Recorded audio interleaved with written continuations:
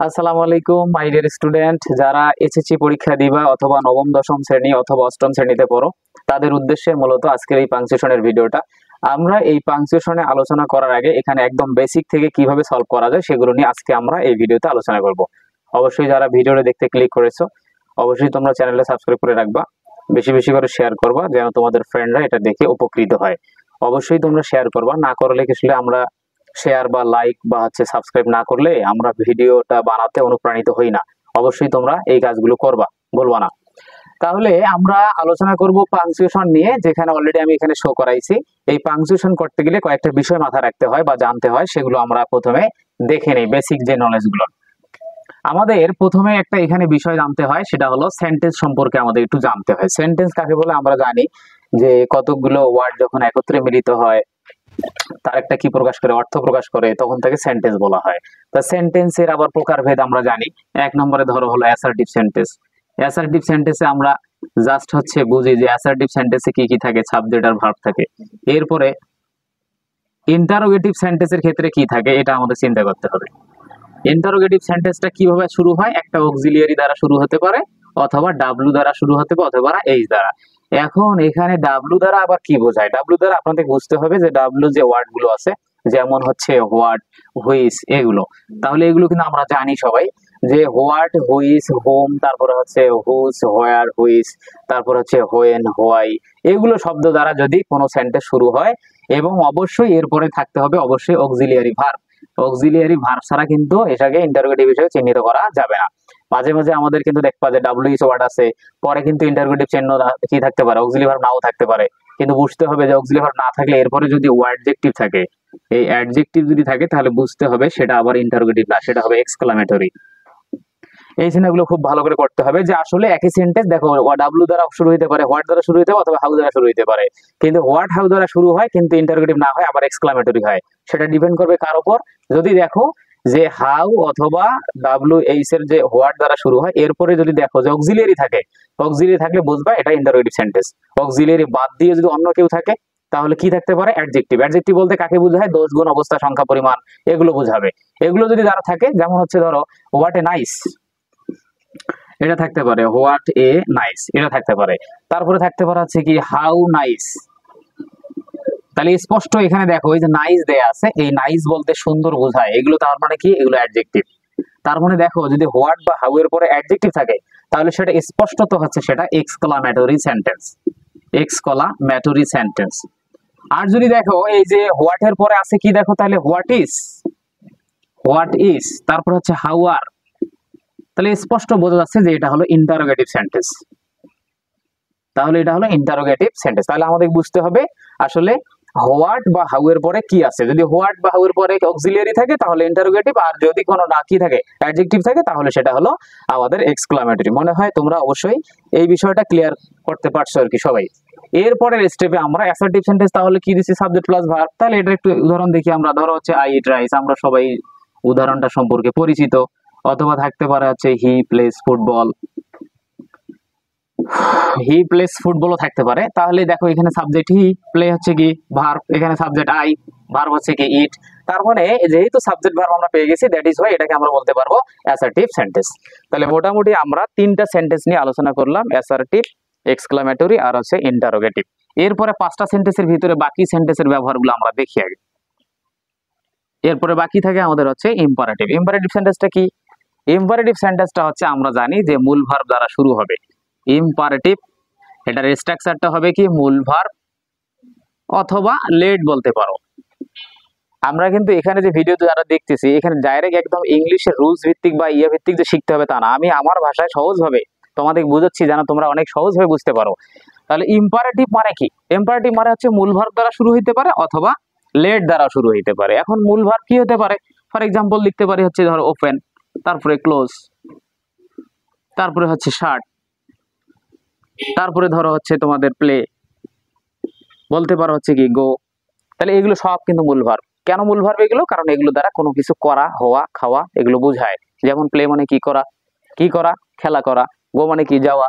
তারপরে ওপেন মানে কি খেলা করা। আবার ক্লোজ মানে বন্ধ করা, শার্ট মানে বন্ধ করা। তাহলে এই যে শব্দগুলো আছে, এই শব্দগুলো দ্বারা যদি হয়, এখন আমরা এর সাথে যদি একটু অ্যাড করে দেই অন্যান্য সেন্টেন্সের ক্ষেত্রে, যেমন ধর হচ্ছে play football, go home, open the door, close the door, shut the window. দেখো একদম স্পষ্টলি বোঝাচ্ছি যে আসলে ইম্পারেটিভ সেন্টেন্স দেখো প্রতিটারে মূল ভার্ব দ্বারা স্টার্ট হয়েছে, দ্যাট ইজ হয় এটাকে আমরা বলতে পারবো ইম্পারেটিভ সেন্টেন্স। তাই মনে হয় ইম্পারেটিভ সেন্টেন্স ক্লিয়ার। এখন মাঝে মাঝে আবার লেট থাকতে পারে, যেমন লেট দিয়ে একটা আমরা উদাহরণ দেখি, যেমন let us go to home, let us go to home. তাহলে এখানে এর বাংলা তাহলে চলো বাড়িতে যাই, তাহলে দেখো লেট দ্বারা শুরু হয়েছে। আর এখানে একটা জিনিস বলে রাখি, লেটের পরে সবসময় কিন্তু অবজেক্ট ফর্ম ব্যবহার হয়, এটা এক্সট্রা একটা রুল মাথায় রাখবা যে লেটের পরে সবসময় অবজেক্টিভ ফর্ম ব্যবহার, কখনো লেটের পরে সাবজেক্ট ব্যবহার হয় না। তাহলে এখানে কি ব্যবহার হয়েছে? আস। তাহলে আস হচ্ছে কার অবজেক্ট? অবশ্যই উইর অবজেক্ট আস। আমরা পড়ছি উইর অবজেক্ট হলো কি আস পড়ছি। তারপরে দেখো হচ্ছে হির অবজেক্ট আমরা পড়ছিলাম কি হিম পড়ছিলাম। তাহলে লেটের পরে খবরদার হি কোনোদিন হবে না, লেটের পর যদি হইতে চায় তাহলে হিম হবে। তার মানে লেটের পর সবসময় অবজেক্ট ফর্ম গুলো ইউজ করা লাগবে, এটাই হলো আমাদের হচ্ছে ইম্পারেটিভ সেন্টেন্সের একটা লেটের নিয়ম। এরপরে আসা যাক ইম্পারেটিভ সেন্টেন্সের পরে আমরা আলোচনা করব হচ্ছে অপটেটিভ সেন্টেন্স। অপটেটিভ সেন্টেন্সটা কি তাহলে? তাহলে অপটেটিভ অথবা অপটেটিভ যাই যেভাবে উচ্চারণ করো সেভাবেই হবে, জাস্ট হচ্ছে আমরা জানি যে ইংলিশের দুইটা উচ্চারণ, একটা ব্রিটিশ এবং হচ্ছে আমেরিকান, যার যেটা ভালো লাগে সেটা ইউজ করবা। তাহলে অপটেটিভ অথবা অপটেটিভ, অপটেটিভ সেন্টেন্স শুরু হওয়ার জাস্ট একটাই শর্টকাট দেওয়া যায়, মে দ্বারা শুরু হবে, মে দ্বারা শুরু হবে। তাহলে এখন আমরা বলতে পারি may you live long, may you live long. তাহলে এর বাংলা কি? তুমি দীর্ঘজীবী হও। মানুষ কি ইচ্ছা প্রার্থনা বুঝো কি অর্থ বুঝাবে, যার ফলে মানুষকে কি করা হয়? আশীর্বাদ করা হয়, এমন সেন্টেন্স সাধারণত বোঝা থাকে। তাহলে তাহলে মে ইউ লিভ লং, তাহলে এটা কোন সেন্টেন্স? এটা হচ্ছে অপটেটিভ সেন্টেন্স। অপটেটিভ সেন্টেন্স কিভাবে চিনবো? যে মে দ্বারা শুরু হবে। মনে হয় আমরা মোটামুটি সেন্টেন্সের যে পাঁচটা যে বেসিক জিনিস আমরা অলরেডি একটু দেখে গেলাম আগের ভিডিওতে। এর পরবর্তী আমরা যে ভিডিও যে আমরা প্লে করতেছি তার পরবর্তী যে আলোচনাগুলো আমরা পাংচুয়েশন নিয়ে আলোচনা করব। এরপরে দেখো মোটামুটি আমাদের হচ্ছে সেন্টেন্সের পার্ট শেষ। এখন পাংচুয়েশন করতে আর কি লাগে তাহলে? আর এটা একটা বিষয়, দেখো তো ভালো নাও হইতে পারে, আসলে আমি কিন্তু ইংলিশ টিচার না, তারপরে তোমাদের সমস্যা দেখে আমি ভিডিওটা করতেছি, তোমাদের ভালোর জন্য চেষ্টা করতেছি কিভাবে আর কি সহজ করে বোঝানো যায়। তাহলে এখানে আমাদের বিষয়টা এখন ক্লিয়ার করতে হবে যে আসলে সেন্টেন্স আমরা বুঝলাম, পাঁচটা সেন্টেন্স। এখন আমাদের হচ্ছে ইনভার্টেড কমার ব্যবহারটা, যেহেতু আমরা পাংচুয়েশন ইউজ করব, তাহলে ইনভার্টেড কমা কোথায় ইউজ করা হয় এটা একটু আমাদের শিখতে হবে। ইনভার্টেড কমা, উচ্চারণ কমা হয়, বলতে হবে কমা। তাহলে ইনভার্টেড কমা কোথায় আমরা ইউজ করব? জাস্ট হচ্ছে ইনভার্টেড কমা হচ্ছে কোথায়? কোন ব্যক্তির কথা, কোন ব্যক্তি যা বলে, কোন ব্যক্তি যা বলে তার দুই পাশে আমরা ইনভার্টেড কমা দিব, তার দুই পাশে ইনভার্টেড কমা দিব।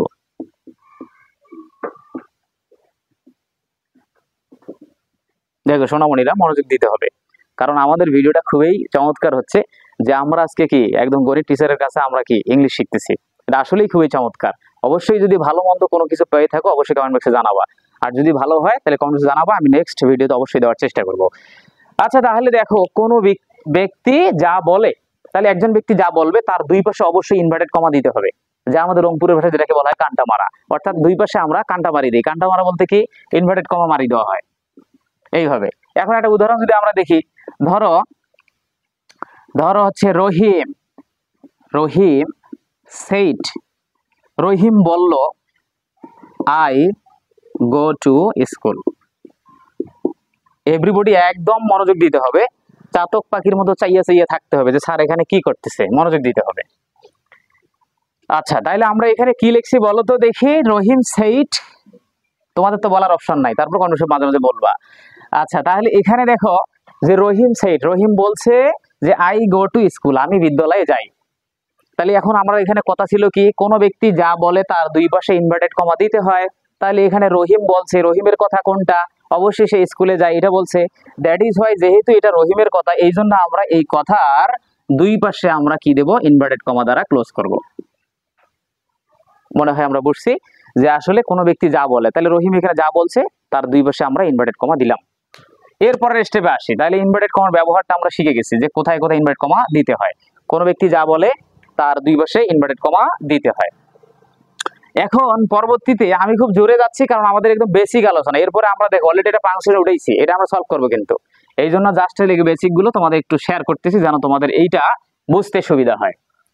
এখন আসা যাক যে ইনভার্টেড কমার ভেতরের কাজ কি। ইনভার্টেড কমার ভেতরের দিকে আমরা যাব। ভেতরে সেন্টেন্স অনুযায়ী চিহ্ন বসাতে হবে। তাহলে এই নোটটাও রাখতে হবে। কিভাবে সেটা? ইনভার্টেড কমার ভিতরে সেন্টেন্স অনুযায়ী চিহ্ন বসাতে হবে। অর্থাৎ ইনভার্টেড কমা যেখানে দিবা, কোথায় ইনভার্টেড কমা দিবা? ওই যে বললাম একজন ব্যক্তি যা বলে, তাহলে ধরো রহিম কি বলছে, আই গো টু স্কুল, আমি বিদ্যালয়ে যাই, তাহলে রহিমের দুই পাশে অবশ্যই ইনভার্টেড কমা দিতে হবে। এখন আই গো টু স্কুল, আমি যে বিদ্যালয়ে যাই, এই দুই পাশে যে আমরা ইনভার্টেড কমা দিলাম, এখন ইনভার্টেড কমা দেওয়ার পরে মাঝখানে আমাদের কোন চিহ্নটা দিতে হবে এটা একটু শিখতে হবে। তাহলে দেখো আবার ওই উদাহরণটা টানতেছি। রহিম said I go to school। আমরা কিছুক্ষণ আগে শিখছি, কি শিখছিলাম? রহিম said, এরপরে আমরা বলছি যে রহিম যেটা বলে, তাহলে রহিম বলছে হচ্ছে এটা, এই জন্য দুই পাশে ইনভার্টেড কমা। এখন আমাদের ইনভার্টেড কমা কি বলছে এখানে? ইনভার্টেড কমার ভেতরে সেন্টেন্স অনুযায়ী চিহ্ন বসাতে হবে। যেহেতু দেখা যাচ্ছে যে আসলে ইনভার্টেড কমার ভিতরে আমাদের একটা সেন্টেন্স আছে, তাহলে এই সেন্টেন্সটা কোন সেন্টেন্স এটা লক্ষ্য করতে হবে। অবশ্যই কি দেখো সাবজেক্ট ভার্ব, তাহলে সাবজেক্টের পরে যদি ভার্ব পাও তাহলে অবশ্যই এটা কোন সেন্টেন্স? অ্যাসার্টিভ। যদি ভুলে গেছো নাকি? দেখো একটু আগে দেখে এসলে কিন্তু তোমরা অবশ্যই, যদি না ভুলে যাও তাহলে ভালো, আর যদি ভুলে যাও আবার ভিডিওটা ব্যাক করো, এবং অবশ্যই ভিডিওটা একদম কি ফার্স্ট টু লাস্ট দেখতে হবে, নাহলে বুঝতে পারবে না। অ্যাসার্টিভ সেন্টেন্সের কাহিনীটা কি? সাবজেক্টের পরে কি থাকবে? ভার্ব। তাহলে অবশ্যই সাবজেক্টের পরে ভার্ব থাকবে। তাহলে অ্যাসার্টিভ সেন্টেন্স যদি থাকে তাহলে ইনভার্টেড কমার ভিতরে আমাদের অ্যাসার্টিভ সেন্টেন্স থাকার কারণে এখানে ফুল স্টপ ব্যবহার করতে হবে। তাহলে আমরা এই শেষে ফুল স্টপ দিতে পারি। তাহলে আমরা সর্বশেষ কি শিখলাম? ইনভার্টেড কমার ভিতরে সেন্টেন্স অনুযায়ী চিহ্ন বসাতে হবে। তাহলে ইনভার্টেড কমা দিলাম, তার ভিতরে সেন্টেন্স আছে, কোন সেন্টেন্স? Assertive sentence. কি বসাতে হবে? ফুল স্টপ বসাতে হবে। That is clear. তারপর যদি কি সমস্যা হয় অবশ্যই তোমরা কমেন্ট বক্সে জানানোর চেষ্টা করবে ইনশাআল্লাহ। তাহলে ইনভার্টেড কমার ভিতরের পার্ট ক্লিয়ার। এরপরে আমরা আরেকটা বিষয় নিয়ে আলোচনা করি। তাহলে কি কি হবে? আমরা সেন্টেন্স দেখছি, তাহলে অ্যাসার্টিভ, তারপরে হচ্ছে ইম্পারেটিভ, তারপরে হচ্ছে অবজেক্টিভ। এই তিনটা সেন্টেন্সের পরে আমাদের ফুল স্টপ ইউজ করতে হবে, যা আমরা একটু আগে দেখে আসলাম। অ্যাসার্টিভ সেন্টেন্স ছিল, মাশাআল্লাহ ফুল স্টপ আমরা বসাই দিয়েছিলাম। এখন যদি আমরা শিখি এক্সক্লামেটরি, আমরা কিছুক্ষণ আগে শিখলাম যে এক্সক্লামেটরি সেন্টেন্সের লাস্টে এই চিহ্ন দিতে হয়। এখন এক্সক্লামেটরি কিভাবে হয়? আমি হোয়াট এবং হাউ দিয়ে দেখাইছি। এখন এটা বাদ দিয়ে এক্সক্লামেটরি এগুলো শব্দ থাকতে পারে, এলাস, হুররা, ব্রাভো, তারপরে ও আফসোস করা, দুঃখ প্রকাশ করা, সুখ প্রকাশ করা, আনন্দ প্রকাশ করা। ধরো তুমি খেলায় জিতেছো, আমরা বলি না হুররা আমরা খেলায় জিতেছি, এই কথাগুলো আমরা বলে থাকি। আবার যদি কারো দুঃখ প্রকাশ করা হয় যে ইস, ওহ ছেলেটা পড়ে গেল, এই যে আফসোস প্রকাশ করাগুলো, এগুলো হচ্ছে আমাদের এক্সক্লামেটরি সেন্টেন্স। আর অবশ্যই এক্সক্লামেটরি সেন্টেন্স যদি বোঝায় তাহলে 100% আমাদের এই চিহ্নটা ইউজ করতে হবে। এইদিকে বাকি আছে কি? তাহলে ইন্টারোগেটিভের চিহ্ন। ইন্টারোগেটিভের চিহ্ন তাহলে কি ইউজ করবো আমরা? ইন্টারোগেটিভের চিহ্ন আমরা ইউজ করবো এই প্রশ্নবোধক চিহ্ন। ইন্টারোগেটিভ কেমনে চিনবো? আমরা শিখে দিচ্ছি, আগেই দিচ্ছি যে অক্সি থাকবে, ডাবল এইচ থাকবে, এগুলো। তাহলে অবশ্যই আমরা আগে দেখছি, যেহেতু আমি এটাকে স্কিপ করলাম। আচ্ছা, তাহলে মোটামুটি আমরা যে বেসিক যে যতটুকু আলোচনা এগুলো আমরা শিখলাম। কয়েকটা জিনিস আমি আবার সামারাইজ করতেছি, খুব মনোযোগ সহকারে দেখার চেষ্টা করো। অবশ্যই যদি দেখো সাউন্ডের প্রবলেম, হেডফোন লাগে, ঠান্ডা মাথায় বসে বসে বই বের করে খাতা বের করে বসে বসে শুনবা এবং খাতার মধ্যে নোট করবা, না হলে কিন্তু হবে না। আচ্ছা, তাহলে প্রথমে আসি। সেন্টেন্স হচ্ছে 5 প্রকার: অ্যাসার্টিভ, ইন্টারোগেটিভ, অবজেক্টিভ, তারপর হচ্ছে ইম্পারেটিভ, আর একটা হলো এক্সক্লামেটরি। 3 ধরনের সেন্টেন্সের ক্ষেত্রে ফুল স্টপ হয়। ফার্স্ট অফ অল 1 নম্বর হচ্ছে অ্যাসার্টিভ, সেকেন্ডলি হচ্ছে কি অবজেক্টিভ, থার্ডলি হচ্ছে ইম্পারেটিভ। এই 3টা সেন্টেন্সের ক্ষেত্রে সাধারণত আমরা ফুল স্টপ ব্যবহার করব। আর যদি কেউ আমাদের এদিকে কি বোঝায়, ইন্টারোগেটিভ বোঝায়, প্রশ্ন করা বোঝায়, তাহলে অবশ্যই প্রশ্নবোধক চিহ্ন ব্যবহার করব। এদিকে যদি আমাদের এক্সক্লামেটরি আনন্দ, দুঃখ, সুখ, বেদনা এগুলো বোঝায়, তাহলে অবশ্যই আমরা এক্সক্লামেশন চিহ্ন ব্যবহার করব। এরপর আসি। তাহলে এখানে আরেকটা কথা কি আমরা বলে নিছি, কোনো ব্যক্তি যে কথাটা বলে তার দুই পাশে কি দিতে হয়? ইনভার্টেড কমা দিতে হয়। এবং ইনভার্টেড কমার ভিতরে যে সেন্টেন্সটা থাকে সেই সেন্টেন্স অনুযায়ী ফুল স্টপ, কমা এগুলো ইউজ করতে হয়। তাহলে আমরা এখন শুরু করব পাংচুয়েশন নিয়ে আলোচনা। অবশ্যই এখন খুব মনোযোগ সহকারে দেখতে হবে যে আসলে বাস্তবে কিভাবে পাংচুয়েশনে সলভ করতে হয়। তা আমাদের এসএসসি পরীক্ষার্থীর যদি কোনো শিক্ষার্থী দেখে থাকো, এসএসসি পরীক্ষায় এখানে 5 মার্ক থাকে, বিশেষ করে 26 সালের পরীক্ষা, এরপরে 27, 28 যে সালের পরীক্ষা দাও তুমি, অবশ্যই এখান থেকে 5 মার্কের ভিতরে 4 মার্ক ইনশাআল্লাহ তুমি পাবা। কিন্তু আজকের ভিডিওটা খুব ভালো করে মনোযোগ সহকারে দেখো। আচ্ছা, প্রথমে আসি। দেখো, আমরা এখানে অবশ্যই এখানে আরেকটা বিষয় বুঝতে হবে যে পাংচুয়েশন করার আগে আমাদের যে সেন্টেন্সটা পাংচুয়েশন করতে দিবে ওই সেন্টেন্সটা কমপক্ষে আমাদের 3 থেকে 4 বার পড়তে হবে। যদি তুমি 5 বার পড়ো আরো ভালো, 4 বার পড়ো তাও চলবে, 3 বার মিনিমাম পড়তে হবে। তাহলে বারবার আমরা পড়ে নেই। তাহলে আমি এই কাজটা করি তোমাদের মতো। The teacher said to the girl, do you think that honesty, এটা হনেস্ট বলা যাবে, এটাকে বলতে উচ্চারণ করতে হবে। Honesty is the best policy, তারপরে ইয়ার স্যার, তারপরে বলছে কি দেখো, I think so said the girl, then learn to be honest from your childhood, thank you sir, said the girl, may Allah bless you, said the teacher. তাহলে এখানে মনোযোগ দিতে হবে, কে বলে কে শোনে। প্রথম চিন্তা কি, ন্যারেশন করার আমাদের প্রথম ন্যারেশনের মতোই আর কি। তাহলে আমাদের প্রথম চিন্তাটা হচ্ছে পাংচুয়েশন করার আগে কে বলে কে শোনে, এই দুইটা কথা একবারই করতে হবে। কে বলতেছে আর কে শুনতেছে, কে উত্তর দিতেছে, কে প্রশ্ন করতেছে, এগুলো। তাহলে আমরা এখানে দেখি। আচ্ছা, একটু পানি খেয়ে নিব, ডোন্ট মাইন্ড ডিয়ার স্টুডেন্ট। দেখো, অনেক কষ্ট করে আমরা ক্লাসগুলো করি। যদি শেয়ার, লাইক, কমেন্টে যদি তোমরা ভালো কিছু উৎসাহীমূলক কথাবার্তা না বলো, সাবস্ক্রাইব যদি না করো, আমাদের কোনো ঠেকা পড়ে নেই। অবশ্যই তোমরা এই কাজগুলো করবা, বেশি বেশি ফ্রেন্ডকে শেয়ার করে করে দিবা। যদি পারলে, যদি মোবাইল না থাকে, মোবাইল কিনিয়ে শেয়ার করার চেষ্টা করো, তবু বন্ধু বান্ধবদের চেষ্টা করতে হবে। আচ্ছা, তাহলে আসি। আমরা এখন বাস্তবিক পক্ষে সলভ করব। এভরিবডি লিসেন, ডোন্ট লাফ।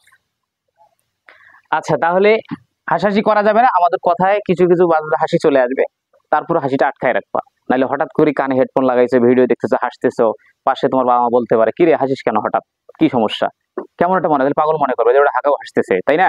তাই জন্য আমরা হাসবো, অবশ্যই চেক দিব। The teacher said two the girl, তাহলে একটু আমরা বাংলা পড়ে শোনাচ্ছি, এর বাংলাটা কি? The teacher said two the girl, শিক্ষক বালিকাকে বা মেয়েটাকে বলল, ডু ইউ থিঙ্ক, তুমি কি মনে করো, দ্যাট মানে যে, তুমি কি মনে করো যে, honesty is the best policy, সততাই সর্বোৎকৃষ্ট পন্থা বা সততাই সর্বোৎকৃষ্ট কি রাস্তা। এটা টিচার গার্ল মানে বালিকাটাকে বলতেছে যে, আসলে বলো তো, তুমি কি জানো বা তুমি কি মনে করো সততাই সর্বোৎকৃষ্ট পন্থা বা রাস্তা। আমরা অবশ্যই জানি যে সৎ হচ্ছে আমাদের প্রথম পন্থা বা রাস্তা। সবাইকে আমরা এই জন্য সৎ পথে চলার আহ্বান জানাচ্ছি। ছাত্র, শিক্ষক যারা যেভাবে আছি, আমরা সবাইকে সৎ পথে থাকতে হবে। থাকলে ইনশাল্লাহ আমাদের পরকালে জান্নাত একদম ইনশাল্লাহ অবধারিত হবে, কিছু নিয়ম যদি আমরা মানি ইনশাল্লাহ। তাহলে এখানে শিক্ষক ছাত্রীকে বলছে অথবা বালিকাটাকে বলছে, ডু ইউ থিঙ্ক, তুমি কি জানো যে honesty is the best policy. স্পষ্টত ভালো করে বোঝার চেষ্টা করো। এখানে কে বলছে? দ্য টিচার সেইড, শিক্ষক বলছে। শুনছে কেডা? দ্য গার্ল, বালিকা শুনছে। এখন বালিকা শুনছে, বালিকা কোন কথাটা শুনছে? Do you think that honesty is the best policy, এই কথাটা বালিকা শুনছে। তাহলে এই কথাটা কার? অবশ্যই শিক্ষকের। শিক্ষক তো ছাত্রীকে বলতেছে বা বালিকাটাকে বলতেছে, তুমি কি জানো যে অনেস্টি ইজ দ্য কি বেস্ট পলিসি, সর্বশিক্ষাই কি সৎ কি সর্বশ্রেষ্ঠ কি পন্থা। জাস্ট এক মিনিট।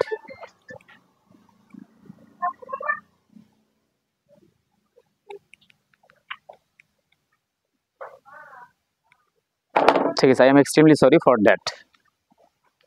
তাহলে এখন আমরা আসবো হচ্ছে কোথায়? দ্য টিচার সেইড টু, তার মানে হচ্ছে টিচার বলছে, ছাত্রী শুনছে বা বালিকা শুনছে। বালিকা যে কথাটা শুনছে এই কথাটা কার? অবশ্যই টিচারের।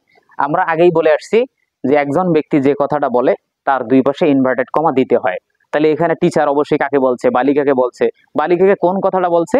যে do you think honesty is the best policy, তুমি কি জানো বা তুমি কি মনে করো সততাই সর্বোৎকৃষ্ট পন্থা। তাহলে এই কথাটা কার? অবশ্যই শিক্ষকের। কে শুনতেছে? বালিকা শুনতেছে। তাহলে এই জন্য আমরা, যেহেতু ওই কথাটা হচ্ছে শিক্ষকের, তাহলে ওই কথাটার দুই পাশে অবশ্যই আমরা ইনভার্টেড কমা দেব। তার আগে পাংচুয়েশন করার আগে আমাদের কতগুলো ক্যাপিটালাইজেশনের ব্যবহার আছে।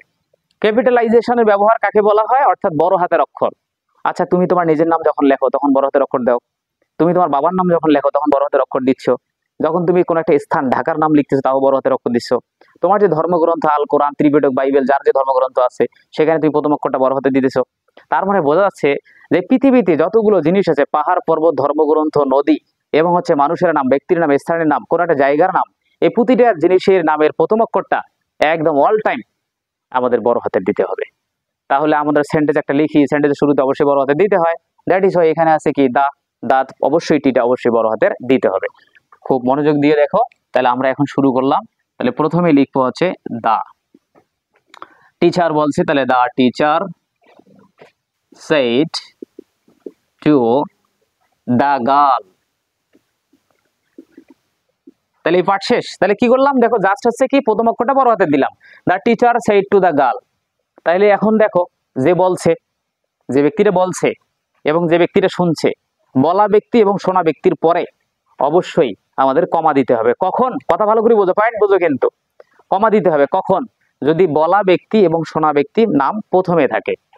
আর যদি বলা ব্যক্তি এবং শোনা ব্যক্তির নামটা শেষে থাকে, তাহলে 100% ফুল স্টপ ইউজ করতে হবে। যদি কথা না বোঝো, বারবার কথা ব্যাক করে করে শুনে শুনে কথাটা মাথার মধ্যে রাখো, পারলে লিখে রাখো। তাহলে অবশ্যই টিচার বলছে, শুনছে কি গাল। অবশ্যই যে বলে যে শুনে সেটা যদি প্রথমে থাকে, তাহলে বলবো কি কমা দিতে হবে, কমা দিলাম। এখন এই যে টিচার, এই ব্যক্তি কি বলছে, ডু ইউ থিঙ্ক, তাহলে অবশ্যই আবার শুরু হবে। তাহলে প্রথমটা হচ্ছে কি বড় হাতের, তাহলে ডু ইউ থিঙ্ক। তাহলে দেখো অনেস্টি, অনেস্টিটা বড় হাতে দিলে হবে। তাহলে is the best policy, policy মানে পন্থা বা রাস্তা। Do you think honesty is the best policy, এই কথাটা কার? একজন শিক্ষকের। আমরা বলছি কিন্তু দেখো, ফার্স্ট অফ অল যে প্রথমে যে কথাগুলো বললাম, যে যে বলে তার দুই পাশে ইনভার্টেড কমা দিতে হয়। তাহলে এখানে বলছে কি দা টিচার বলছে, এখন টিচারের যে বলার যে কথাটা, ওই কথা দুই পাশে ইনভার্টেড কমা দিতে হয়। তাহলে টিচার কোন কথা বলছে তার দুই পাশে আমরা ইনভার্টেড কমা শুরু করব। তাহলে শুরু করলাম, শেষ করলাম, শিখছি মোটামুটি আমাদের এটা ক্লিয়ার যে ইনভার্টেড কমা কোথায় দিতে হয়, একজন যেটা বলে তার দুই পাশে ইনভার্টেড কমা দিতে হয়। এখন কাজ হলো কি, ইনভার্টেড কমার ভেতরে আবার তাকাইতে হবে যে কোন সেন্টেন্সে আছে। এভরিবডি লিসেন, ইনভার্টেড কমার ভেতরে এবার কোন সেন্টেন্স আছে আমরা এবার এটা চিন্তা করব। তা দেখি, ইনভার্টেড কমা আমরা দিচ্ছি, এখানে শুরু এখানে শেষ। তাহলে ডু ইউ থিঙ্ক, তুমি কি মনে করো, honesty is the best policy. অবশ্যই এটা একটা দেখো, অনেস্টি অক্সিলিয়ারি কি আছে, ইজ আছে। তাহলে আমরা স্পষ্ট কি বলতে পারি, এটা কি অ্যাসার্টিভ সেন্টেন্স। তাহলে আমরা অবশ্যই এখানে কি ব্যবহার করতে পারি, ফুল স্টপ ব্যবহার করতে পারি। তাহলে আমরা ফুল স্টপ ব্যবহার করলাম কিসের জন্য? অ্যাসার্টিভ সেন্টেন্সের জন্য। তাহলে এটা প্রশ্ন করার পার্ট শেষ। টিচার বলছে বালিকাকে। এবার দেখি বালিকা কি বললো। দেখো বালিকা বলছে ইয়েস স্যার, স্যার আপনার কথাটা ঠিক, বা জি স্যার আই থিঙ্ক সো, আমি এটা মনে করি। ছাত্রী এভাবে বলতেছে যে স্যার হ্যাঁ আই থিঙ্ক সো, আমি এটা মনে করি, আপনি যা বলতেছেন যে হ্যাঁ সততাই সর্বোৎকৃষ্ট পন্থা বা রাস্তা, সৎ থাকা ভালো, এটা হ্যাঁ ঠিক, আমি মানি স্যার, এটা ঠিকই, আপনি যা বলছেন ঠিক। তাহলে এই যে কথা ইয়েস স্যার, অবশ্যই ইয়েস স্যার উত্তরটা কার? গালের। গাল বলতে কি বালিকার। তাহলে আমরা এই জন্য এই যে কথাটা, অবশ্যই এটা যেহেতু একজন ব্যক্তির কথা, তাহলে এই কথার দুই পাশে অবশ্যই আমাকে ইনভার্টেড কমা আবার দিতে হবে। তাহলে আমি লিখলাম হচ্ছে ইয়েস স্যার, ইনভার্টেড কমা শুরু। মনোযোগ দিও, ইয়েস নো অথবা ছাড়, ইয়েস নো অথবা স্যার, এই তিনটা পয়েন্ট যদি পাও তাহলে এরপরে সবসময় কমা দিবা। কিন্তু মাঝে মাঝে ক্ষেত্র বিশেষে আবার ফুল স্টপ ইউজ করতে হয়, কিন্তু আমরা এখানে কমা দিব কেন একটু বোঝার চেষ্টা করি। ইয়েস এর পরে কমা, স্যারের পরে কমা। তার মানে এখানে একটা নোট দিয়ে দেই, ইয়েস এবং হচ্ছে নো এরপরে কমা ইউজ হবে, একদম মুখস্থ। ইয়েস এবং নোর পরে কমা হবে, একদম মুখস্থ। এবং স্যারের ক্ষেত্রে মাঝে মাঝে ফুল স্টপ, মাঝে মাঝে হচ্ছে কমা। কিন্তু কখন ফুল স্টপ কখন কমা আমরা এখন দেখলেই বুঝতে পারবো। তাহলে দেখো yes sir I think so, তাহলে আই থিঙ্ক সো কে বলছে? সেইট দা গার্ল, সেইট দা গার্ল। তাহলে একটু ভালো করে বোঝো। তাহলে এই যে গার্ল বালিকাটা বলছে, বালিকা যে বলছে কোন কথা বলছে? ইয়েস স্যার কথা বলছে। তাহলে বালিকার যে কথাটা এর দুই পাশে কি দিতে হবে? অবশ্যই ইনভার্টেড কমা। আমরা শিখছি যে যে বলে তার দুই পাশে ইনভার্টেড কমা দিতে হয়। এখন আমরা দিলাম। এখন আমি বলছি কিন্তু যে ব্যক্তিটা কথা বলে ওই ব্যক্তিটা যদি শেষে থাকে তাহলে ফুল স্টপ দিতে হয়। আর যদি তোমার দেখো এই যে সেইট দা গার্লটা যদি প্রথমে থাকতো তাহলে কমা দেওয়া লাগতো, কিন্তু আগেই বলছে কি ইয়েস স্যার, তার মানে আগে কথা, লাস্টে আবার বলছে কি সেইট দা গার্ল, তাহলে এই জন্য আমাদের ফুল স্টপ দিতে হয়। এই জন্য আমাদের ফুল স্টপ ইউজ করতে হবে। তাহলে ফুল স্টপ আমরা কোথায় ইউজ করতেছি একটু মনোযোগ দিও। The teacher said to the girl, দেখো গালের পরে কি কমা, কিন্তু আসলে সেইড দা গার্ল এখানেও কি হয় কমা হয় যে বলে, কিন্তু এখন প্রশ্ন হলো এই কথাটা আমাদের শেষে আসছে, তার আগের যে কথাগুলো এই কথাগুলো আগে থাকার কারণে আমরা শেষে ফুল স্টপ দিব। এখন প্রশ্ন হলো আমাদের আই থিঙ্ক সোর পরে কি দেওয়া যায়? আমরা জানি আই সাবজেক্ট, থিঙ্ক হচ্ছে কি, অবশ্যই এটা ভার্ব, তাহলে সাবজেক্টের পর ভার্ব আছে, তাহলে অবশ্যই assertive sentence, that is full stop দেওয়া যায়। তাহলে এখানে যদি আমরা ফুল স্টপ দেই তাহলে স্যারের এখানে আমাদের ফুল স্টপ দেওয়া যাবে না। তখন পাশাপাশি দুইটা ফুল স্টপ থাকলে, অর্থাৎ ইনভার্টেড কমার ভিতরে যদি একই চিহ্ন পাশাপাশি আমরা রাখি, তাহলে এই দুটোর ভিতরে একটা লড়াই চলে, যুদ্ধ চলে। দ্যাট ইজ হোয়াই একটা ফুল স্টপ দিলে তার ফুল স্টপের আগেরটা কমা ইউজ করতে হবে, একটা ফুল স্টপ দিলে ফুল স্টপের আগেরটায় কমা ইউজ করতে হবে। এই জন্য আমরা এই জায়গায় অবশ্যই ছাড়ার পরে কমা ইউজ করব। তাহলে দেখো এই যে কমা, তারপরে ফুল স্টপ, তার মানে এখানে ফুল স্টপ থাকার কারণে আগেরটা ফুল স্টপ হওয়া সত্ত্বেও কমা দিতে হবে।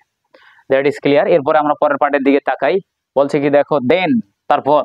তাহলে দেন যেহেতু এটা হচ্ছে একটা আলাদা একটা ওয়ার্ড বা শব্দ, কিছু কিছু শব্দ আছে যেমন হচ্ছে দেন, দেন, সো, বাট, এই যে কতগুলো ছোট ছোট শব্দ থাকে, এগুলোর পরে মনে করো বেশিরভাগ ক্ষেত্রে কমা হয়। তাহলে অবশ্যই আমরা দেনের পরে কমা দিলাম। এখন দেনের পরে কথা কি এটা আমরা একটু শিখবো, দেখি কি বলছে। Learn to be honest from your boyhood অথবা চাইল্ডহুড। তাহলে এখানে সুন্দর একটা কথা বলছে যে আপনি সৎ হইতে চাচ্ছেন, সৎ কি বড় হইলেই হওয়া যায়? একদম আপনার বয়স, বিয়ে শাদী করছেন, এখন সৎ হওয়ার চেষ্টা করেন, আপনি পারবেন না। তাহলে সৎ হইতে গেলে আপনার ছোট থেকে, শিশুবেলা থেকে, চাইল্ডহুড থেকে আমার কি হইতে হবে? সৎ হইতে হবে। তাহলে এই অভ্যাসটা কিন্তু তোমার বড় ক্ষেত্রেও থাকবে। এই জন্য অবশ্যই তোমরা যারা ভিডিওটা দেখতেছো, অবশ্যই সৎ যে বৈশিষ্ট্যটা এটা যেন থাকে তোমাদের ভিতরে, না হলে কিন্তু জীবনে মানুষ হওয়া খুবই মুশকিল হয়ে পড়বে। কারণ মানুষের আচার আচরণেই কিন্তু তোমার ভাগ্যকে বদলাই দেয়। কারণ যাদের আচার আচরণ আরেকজন টিচার বা হচ্ছে অন্য আশেপাশে বড় কোনো হচ্ছে বয়োবৃদ্ধ লোক বা ছোট ছোট বাচ্চা, তারাও যেন কষ্ট না পায়, তারাই হলো প্রকৃত মানুষ। এই জন্য আমাদের এটা সচেতন হইতে হবে যে আসলে সৎ হওয়ার চেষ্টা করতে হবে। তবে কখন? একদম ছাত্র বয়সে, যখন আপনাদের কি শিশুবেলা অবস্থায়, বয়হুড। এখন শিশুবেলা কিন্তু আপনি কিন্তু শিশু অবস্থায় আছেন, তার মানে যেটা কিশোর বলা হয়, যেটাকে 18 বছরের নিচে তোমাদের চরিত্র গঠনের প্রকৃত সময়। এরপর আসি সেইটা গার্ল। তাহলে দেন, দেনের পরে কি বলছে দেখি, learn to be honest from your childhood. তাহলে দেখো তারপর, দেন মনে হলো তারপর, বলছে কি লার্ন, তাহলে এলটা বড় হাতের, learn to be honest, learn to be honest from your boyhood অথবা চাইল্ডহুড। শিশুকাল থেকে তোমাকে সৎ হইতে হবে। তাহলে এখন একটা স্পষ্ট বোঝো তো ভালো করে যে আসলে শিশুকাল থেকে তোমাকে সৎ হইতে হবে। অবশ্যই এটা টিচারে বলছে, এটা তো কখনো বালিকে বলতে পারে না। তাহলে শিশুকাল থেকে তোমাকে সৎ হইতে হবে, অবশ্যই এই কথাটা কার? টিচারের। তাহলে আমরা কিন্তু শিখছি যে একজন ব্যক্তি যে কথাটা বলে তার দুই পাশে অবশ্যই ইনভার্টেড কমা দিতে হয়। দ্যাট ইজ হোয়াই আমরা এই দুই পাশে ইনভার্টেড কমা ইউজ করব। এখন ইনভার্টেড কমার কাজ শেষ। এখন ইনভার্টেড কমার ভেতরে আমাদের চিহ্ন বসাইতে হবে কি অনুযায়ী? সেন্টেন্স অনুযায়ী। দেখি তাহলে কোন সেন্টেন্স আছে। লার্ন টু বি, দেখো লার্ন মানে শিখা, তার মানে হচ্ছে কি এটা মূল ভার্ব দিয়ে শুরু। কিছুক্ষণ আগে আমরা পড়লাম যে open the door, close the door, shut the window, এই যে মূল ভার্ব দ্বারা যে শুরু হয় তার লাস্টে ফুল স্টপ হয়। তাহলে আমরা এই জন্য এখানে লাস্টে ফুল স্টপ ইউজ করতে পারি। এখন দেনের পরে যদি তুমি ফুল স্টপ দাও, তাহলে দেখো এই যে ইনভার্টেড কমার ভেতরে পাশাপাশি ফুল স্টপ হলে তখন মারামারি লাগিয়ে যাবে। দ্যাট ইজ হোয়াই প্রথমটা যদি আমাদের কমা দিই, পরেরটা অবশ্যই ফুল স্টপ দিতে হবে। এরপরের পার্ট দেখি কি বলছে, thank you sir said the girl, thank you sir said the girl. এখন এই কথাটা কার? অবশ্যই হচ্ছে মেটার। তাহলে এখন আমরা দেখি যে কি, থ্যাংক ইউ স্যার, তাহলে thank you sir said the girl. ভালো করে দেখো, এখানে ওয়ান্ডারফুল একটা টপিক আছে, এটা বুঝতে হবে। আচ্ছা, তাহলে এই যে সেড দ্য গার্ল, গার্ল বলছে, কোন কথা বলছে? এই কথা, তাহলে দুই পাশে ইনভার্টেড কমা। এখন এই কথার ভিতরে কোন চিহ্ন বসাবো সেটা সেন্টেন্স তাকাইতে হবে। আছে কি? তাহলে থ্যাংক ইউ আছে আর আছে স্যার। আচ্ছা, এখানে দেখেন স্যারের পরে আপনি কি দিয়েছেন? কমা দিছিলেন। আর আগে শিখেছিলাম যে কমা দিতে হয় এখানে, কারণ পাশে কি আছে? Full stop. তাহলে এবার তাহলে এখানে কি কমা হবে? এই চিন্তাটা আমাদের এবার করতে হবে। তাহলে thank you sir said the girl. আচ্ছা, সেড দ্য গার্ল এই কথাটা শেষে আছে, আমরা আগে ফুল স্টপ দেই, সহজ বুদ্ধি। এখন তাহলে এর ভিতরে কি দেওয়া যায়? এর ভিতরে অবশ্যই আমাদের কি দেওয়া যায়? এখানে থ্যাংক ইউ এখানে অথবা স্যারের এখানে আমরা কমা ইউজ করতে পারি, কারণ এখানে যদি ফুল স্টপ দেই তাহলে আমরা এখানে কমা দিতে হবে, না হলে কিন্তু আমাদের ভুল হবে। তাহলে এটা পার্ট শেষ। এবার দ্বিতীয়টা আমরা আসি, কি বলছে? Thank you sir said the girl, part শেষ। May Allah bless you, may Allah bless you. দেখো মে আল্লাহ, মে দ্বারা শুরু, 100% এটা হলো অপারেটিভ সেন্টেন্স। মে দ্বারা শুরু, আশীর্বাদ করে দিছে যে মে আল্লাহ ব্লেস ইউ, আল্লাহ তোমার আশীর্বাদ করুক। সেড দ্য টিচার, টিচার বললো, তার মানে টিচার বলছে কিন্তু যে আল্লাহ তোমার আশীর্বাদ করুক বা আল্লাহ তোমার মঙ্গল করুক, আল্লাহ তোমার ভালো করুক। তাহলে এই কথাটা কার? অবশ্যই টিচারের। তাহলে আমরা লিখবো হচ্ছে কি মে আল্লাহ, আল্লাহ প্রথম অক্ষর বড় হাতে দিবেন, মে আল্লাহ ব্লেস ইউ। তাহলে এই কথাটা কার? টিচারের। দুই পাশে কি দিতে হবে? Inverted comma. টিচারের ভেতরে আমাদের এখানে যে কথাটা বলে তার এবার দুই পাশে ইনভার্টেড কমা দেওয়ার ভিতরে আমাদের ইনভার্টেড কমার ভিতরে কি কাজ করতে হবে? সেটা সেইড দা টিচারের পরে আমাদের চিন্তা করতে হবে। সেইড দা টিচার আগে দিয়ে লই, তারপরে কি বলছে দেখো, সেইড দা টিচার লিখলাম। আচ্ছা টিচার দেখো শেষে আছে, তাহলে ফুল স্টপ দিতে হবে। তাহলে মে আল্লাহ ব্লেস ইউ আমরা তো শিখছি যে স্যার আপনি তো বলছেন যে ইম্পারেটিভ সেন্টেন্স হলে তো ফুল স্টপ দিতে হয়, তাহলে এখানে ফুল স্টপ দিব 100%। তাহলে এখানে ফুল স্টপ দেখেন, পাশাপাশি আরেকটা ফুল স্টপ, এই যে আবার মারামারি শুরু হয়ে গেল। দ্যাট ইজ হয় আমাদের কি করতে হবে? ইম্পারেটিভ সেন্টেন্স হওয়া, সরি অপারেটিভ সেন্টেন্স হওয়া সত্ত্বেও, ফুল স্টপ বসা সত্ত্বেও আমাদের এখানে ফুল স্টপ না বসে এখানে কমা দিতে হবে। তাহলে যে কমার পরে আমাদের ফুল স্টপ ইউজ করতে হবে। তাহলে মোটামুটি আমাদের আজকের যে পার্টটা আমরা সবাই খুব ভালো করে যতটুকু বুঝছি বা যতটুকু চেষ্টা করা হয়েছে তোমাদের বোঝানোর জন্য, অবশ্যই তোমরা বেশি বেশি করে ভিডিওটা শেয়ার করে দিবা। তাহলে আমরা আরেকবার একটু সামারাইজ করে দেই। দ্য টিচার সাইড, তাহলে সাইড টু, তারপরে গার্ল আছে দেওয়া আছে, যে বলে যে শুনে তারপরে কমা দিতে হয়। এখন টিচার যে কথাটা বলে তার দুই পাশে ইনভার্টেড কমা আমরা দিলাম। ইনভার্টেড কমার ভেতরে সেন্টেন্সটা যেহেতু অ্যাসার্টিভ তাহলে ফুল স্টপ। এরপরে আছে ইয়েস স্যার, এই কথাটা কার? আই থিঙ্ক সো, অবশ্যই সাইড দা গার্ল, গার্লের কথা বা হচ্ছে বালিকের কথা। তাহলে বালিকা যে কথাটা বলছে সাইডের পরে কি দিতে হয়? ইয়েস এর পরে কমা, স্যারের পরে কি দিতে হয়? কমা। আর আই থিঙ্ক সো যেহেতু হচ্ছে কি অ্যাসার্টিভ সেন্টেন্স, এই জন্য ফুল স্টপ। এরপরের পার্ট দেখি।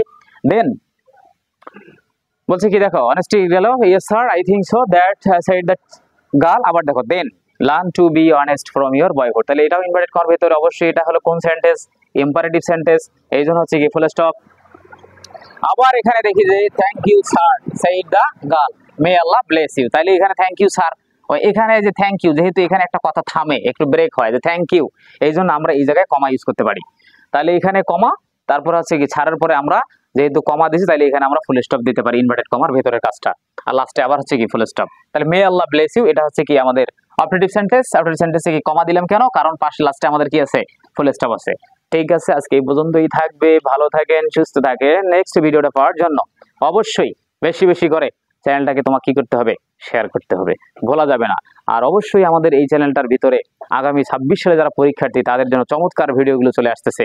All subject, physics, chemistry, biology, সায়েন্সের, আর্টসের সমস্ত সাবজেক্টের ভিডিও আমরা এই চ্যানেলে কিন্তু আপলোড করবো। আর বেশি দিনে জাস্ট হচ্ছে 1 মাস হাতে সময় আছে। 1 মাসের ভিতরে সমস্যা, বিশেষ করে গণিতে যারা খুবই দুর্বল,